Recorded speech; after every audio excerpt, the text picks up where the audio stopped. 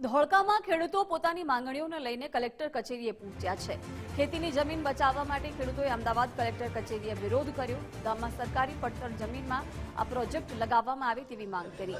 મોટી બોરુ ગામમાં power grid station પ્રોજેક્ટથી ખેડૂતોને નુકસાનની ભીતિ છે, ત્યારે ખેડૂતોની જમીન સંપાદન થશે તો તેમને નુકસાન જવાની પણ ભીતિ છે। વારસાગત જમીનોનું સંપાદન થતા તેમની મુશ્કેલીઓ વધી હોવાનું ખેડૂતો જણાવી રહ્યા છે।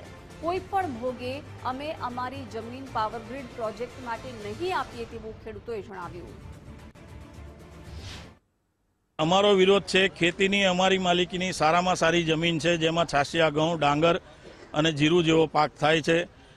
એ જમીનનું સંપાદન થઈ રહ્યું છે। પડતર જમીન સરકારી ખૂબ મોટા માત્રામાં ઉપલબ્ધ હોવા છતાં ખેતીની જમીન ઘટાડવાનો બિનજરૂરી તકરાર છે અમારી સરકાર સાથે કે જ્યાં સુધી પડતર જમીન અવેલેબલ છે ત્યાં સુધી અમારી ખેતીની જમીનનું સંપાદન ન કરવું। અમારી માંગણી છે સરકારી પડતર જમીનમાં પાવર ગ્રીડ ઓફ ઇન્ડિયાનું જે સબસ્ટેશન બની રહ્યું છે એ ખેતીની જમીનની જગ્યા પર તે પડતર જમીનમાં સંપાદન કરી અને ત્યાં બનાવવામાં આવે।